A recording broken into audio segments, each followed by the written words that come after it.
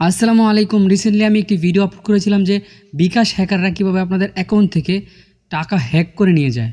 So আসলে এই বিষয়টা অনেকের কাছে একটু গোলমাল খাচ্ছে যে বিকাশ অ্যাকাউন্ট হ্যাক হয় কিভাবে। তো আজকের ভিডিওতে আপনাদেরকে আমি A to Z দেখাবো যে কীভাবে বিকাশ অ্যাকাউন্ট হ্যাক হয়।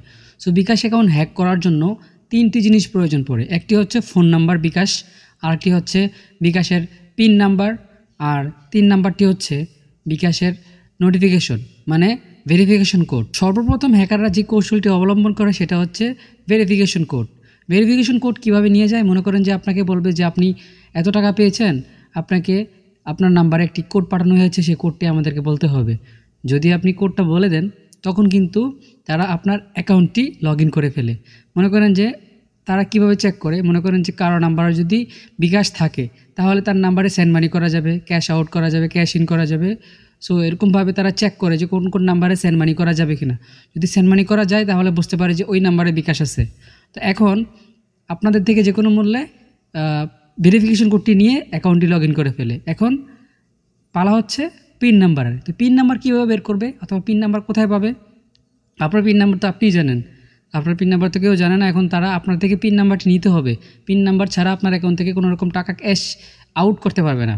তো এখন পিন নাম্বার নেওয়ার জন্য তারা আপনাকে ফোন করবে, বলবে যে আপনার তথ্য হালনাগাদের জন্য আপনার অ্যাকাউন্টটি 24 ঘন্টার জন্য 48 ঘন্টার জন্য বন্ধ করে দেওয়া হয়েছে। এখন আপনাকে যেটা করতে হবে, আপনি যদি অ্যাকাউন্টটি চালু রাখতে চান তাহলে আমাকে জানাবেন। তো যদি আপনি বলেন যে আমার অ্যাকাউন্টে অনেক টাকা আছে, আমি তো লেনদেন করতে চাই, আমাকে অবশ্যই লেনদেন করতে দেওয়া হোক, তখন তারা বলবে যে হ্যাঁ, আপনাকে লেনদেন করার জন্য আপনার এনআইডি কার্ডের নাম্বারটা বলতে হবে। তারা আপনাকে কিছু প্রুফ জানতে চাইবে। আপনি যে প্রুফ মানে আপনি বিশ্বাস করার মতো তারা আপনাকে কিছু প্রুফ জানতে চাইবে, তখন আপনি বিশ্বাস করে ফেলবেন যে আসলে এটা বিকাশ হ্যাকার না। তো আসলে বিকাশ মানে বিকাশ যদি আপনাকে ফোন করে, মানে বিকাশ হেল্পলাইন থেকে আপনাকে ফোন করবে, যদিও ফোন করে তাহলে আপনাকে পিন নাম্বার জানতে চাইবে না, ভেরিফিকেশন কোড জানতে চাইবে না। তো তারা কী করে, আপনাকে বলবে যে আপনার পিন নাম্বারের প্রথম 2টা অক্ষর বলতে হবে, প্রথম 2টা সংখ্যা বলতে হবে। যদি আপনি প্রথম 2টা সংখ্যা বলে দেন তাহলে তো গেছেই। তারপর কিছুক্ষণ ঘুরিয়ে পেঁচিয়ে আপনাকে ওই দুইটা যে বলে দিয়েছেন এটা আপনাকে ভুলিয়ে দিবে। পরে আপনাকে বলবে যে লাস্টে 2টা বলতে হবে, তা না হলে আপনার অ্যাকাউন্ট অ্যাক্টিভ হচ্ছে না। যদি আপনি লাস্টে 2টাও বলে দেন অথবা 3টাও বলে দেন, 5টা হয়। বিকাশে পিন নাম্বার আগে 4টা ছিল, তো 3টাও বলে দেন তাহলে 5টা হয়ে যাবে। তাহলে কিন্তু আপনার অ্যাকাউন্টটা লগ ইন করে, ওই যে লগ ইন তো আগেই করে ফেলেছে, কিছুক্ষণের মধ্যে বলবে যে আপনি আমাদের সাথেই থাকুন, আপনাকে আমি জানাচ্ছি। সাথেই থাকতে থাকতে আপনার অ্যাকাউন্ট থেকে মানে একদম শেষ করে ফেলবে টাকাগুলো। সো আমাকে ফোন করেছিল, আমাকে বলতেছে যে আপনার ফোন নাম আপনার ক্যালকুলেটরে যান, মানে আমি পিন ভেরিফিকেশন দিয়ে দিছি, জাস্ট পিন নাম্বারটা বাকি ছিল। আমাকে বলতেছে আপনার ফোনে থাকা ক্যালকুলেটর অপশনে যান, যাওয়ার পরে এখানে উঠান, মনে করেন যে 2025, আপনার পিন নাম্বার দিয়ে গুণ করুন 2025। সো আমার পিন নাম্বার আমি এখানে উঠালাম, গুণ করলাম 2025 দিয়ে। আমি কিন্তু তাদের কাছে আমি পিন নাম্বার বলি নাই। 2025 দিয়ে গুণ করার পরে যে 9 ডিজিটের নাম্বারটি আসলো, 8 ডিজিটের বা 9 ডিজিটের, এই নাম্বারটি তাদেরকে বলতে হবে। এখন এই নাম্বারটি যদি তাদেরকে না বলেন তাহলে কি হবে? তারা বলবে যে আপনার অ্যাকাউন্টটি ব্লক হয়ে যাবে। আসলে আপনার অ্যাকাউন্টটি ব্লক হয়ে যাবে কেন জানেন? ভুলভাল পিন নাম্বার আপনার ইয়ার মধ্যে, আপনার বিকাশের মধ্যে ঢালবে, তাহলে কিন্তু আপনার 3বার যদি ভুলভাল পিন নাম্বার ডালে তাহলে কিন্তু আপনার অ্যাকাউন্টটি মানে সাময়িক সময়ের জন্য ব্লক হয়ে যায়। তারপরে আপনি বিকাশ হেল্প নাম্বারে কল দিয়ে আপনি কিন্তু ব্লকটা সরাতে পারবেন। তখন আমাকে কি বলে যে আপনার এরকম আপনার পিন নাম্বারটি ক্যালকুলেটর অপশনে গিয়ে উঠান, তারপরে আপনি 2025 দিয়ে গুণ দেন, এখানে যেই সংখ্যাটা আসবে, মানে 8 ডিজিটের 9 ডিজিটের সংখ্যাটা আসবে, সংখ্যাটা আমাদেরকে দিতে হবে। এই সংখ্যা দিয়ে আপনি কী করবেন ভাই? আপনি হেল্প নাম্বার থেকে ফোন দিচ্ছেন, আপনি হেল্প করেন, আপনি এই সংখ্যা দিয়ে কী করবেন? বলতেছে যদি আপনি এই সংখ্যা না দেন তাহলে কিন্তু আমরা আপনার অ্যাকাউন্টটি অ্যাক্টিভ করতে পারছি না।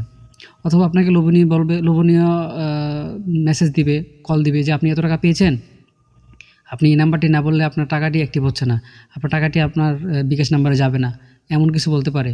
আরও অন্য কিছু কৌশল রয়েছে, তারা বিভিন্ন স্প্যামের মধ্যে আপনাকে ফেলবে, বিভিন্ন রকম আপনাকে মানে হেনস্থা করবে, তারপর আপনাকে বাধ্য করবে যে পিন নাম্বারটি দেওয়ার জন্য। আপনি পিন নাম্বার দিয়ে দিলেই কিন্তু সব শেষ। পিন নাম্বার দিয়ে দিবেন তো আপনার বিকাশে যদি টাকা থাকে তাহলে সেই টাকাকে ক্যাশ আউট হয়ে যাবে, ক্যাশ আউট হবে, হ্যাক হবে না। হ্যাক জিনিসটা বিকাশ থেকে হয় না।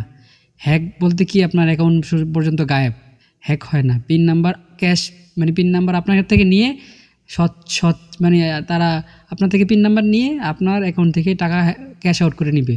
নেওয়ার পরে যদি আপনি সাথে সাথে মনে করেন যে বুঝতে পারেন তাহলে তো ভালোই।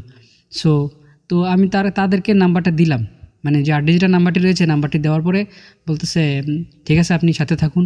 তো এখন এই নাম্বার থেকে আমার পিন নাম্বারটি কীভাবে বের করবে? বের করার জন্য আবার 2025 দিয়ে ভাগ দিতে হবে, ভাগ দিলে কিন্তু পিন নাম্বার বের হয়ে যাবে।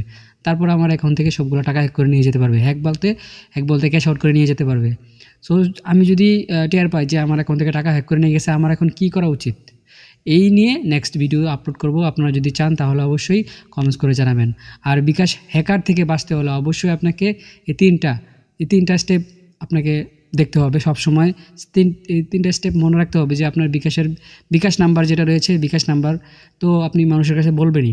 বিকাশ নাম্বার ছাড়া আরেকটা হচ্ছে কোড নাম্বার, যেটা হচ্ছে ভেরিফিকেশন কোড আপনার মোবাইলে মেসেজ অপশানে আসে। আর আরেকটা হচ্ছে গিয়ে পিন নাম্বার, কাউকে বলা যাবে না। সো আই হোপ যে আজকের ভিডিওটা আপনার কাছে খুব ভালো লেগেছে।